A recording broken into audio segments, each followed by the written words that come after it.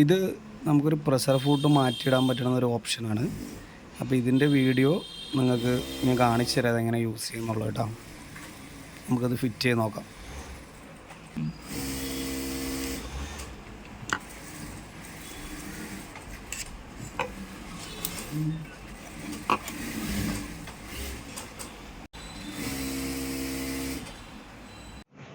അത് ഫിറ്റ് ചെയ്യാനായിട്ട് നമുക്ക് ഓൾറെഡി നമ്മുടെ പ്രഷർ ഫുഡ് പിടിപ്പിച്ചിരിക്കുന്ന ആ സ്ക്രൂ അഴിച്ച് മാറ്റണം.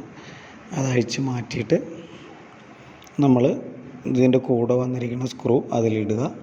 അതിന് ശേഷം വീഡിയോയിൽ കാണുന്ന പോലെ അതിൻ്റെ ബാക്കി പാർട്സുകളൊക്കെ അതിൽ തന്നെ കറക്റ്റായിട്ട് നമ്മളെങ്ങനെയാണോ വീഡിയോയിൽ ഇട്ട് കാണിക്കുന്നത് അതുപോലെ തന്നെ സെറ്റ് ചെയ്യണേ. സ്പ്രിങ്ങും അതിൻ്റെ ഒരു നെറ്റൊക്കെ, ആ നെറ്റും കൂടി ടൈറ്റ് ചെയ്താൽ കഴിഞ്ഞു. അതൊരു ചെറിയ വീഡിയോ ആണ്.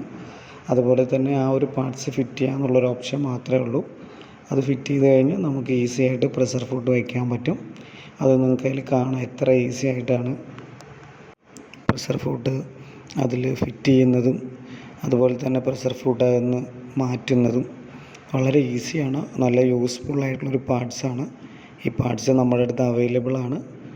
അതുപോലെ തന്നെ വളരെ ഈസി ആയിട്ട് നമുക്ക് പ്രഷർ ഫുഡ് മാറ്റാം. ഒരു സ്ക്രൂ ഡ്രൈവറുടെ ഒന്നിൻ്റെയും ഒരാവശ്യമില്ല.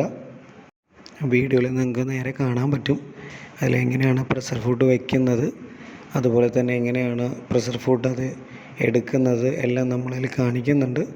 ഇന്നത്തെ വീഡിയോ ഇത്രയേ ഉള്ളൂ. Thank you.